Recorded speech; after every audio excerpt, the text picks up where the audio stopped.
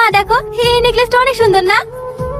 আমাকে কিনে দাও না। গয়না তো অনেকই কিনা হয়েছে, আবার নেকলেস কি করবা? তোমার বাবা তো মান সম্মান বলে কিছুই নাই, তাই তোমাকে খালি হাতে পাঠিয়ে দিয়েছে। সাথী এসব কি বলছিস তুই? আমি তো ঠিকই বলছি আব্বা, আমি যদি খালি হাতে শ্বশুর বাড়ি যাই তাহলে কি তোমাদের মান সম্মান থাকবে বলো? তোদের যা ইচ্ছা তাই কর, দয়া করে আর বাড়িতে অশান্তি করিস নি। সাথী তোর কানের দুলগুলো কই? দেখ ওখানে ড্রয়ারে আছে হয়তো। কানের দুলগুলো তো বেশ সুন্দর লাগছে। সুন্দর লাগছে বলি তুই যেন আবার পরে নিসনি। এমনিতে সাজাতে অনেক দেরি হয়ে গেছে। সাথী তুই তো এত কমা ফেস ওয়াশ ইউজ করিসনি। কি ফেস ওয়াশ দিয়েছে কই দেখি।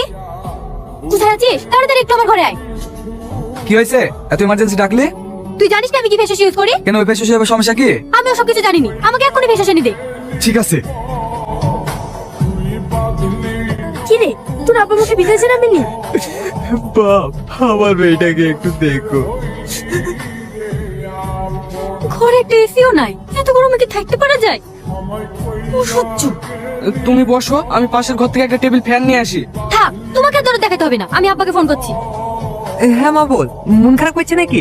আমি এখানে গরমে থাকতে পারছি না, তোমরা কিছু একটা ব্যবস্থা করো। এখন আমি আবার কি করব? মেয়েটা গরমে থাকতে পারছে না, আর কি করবো মানে?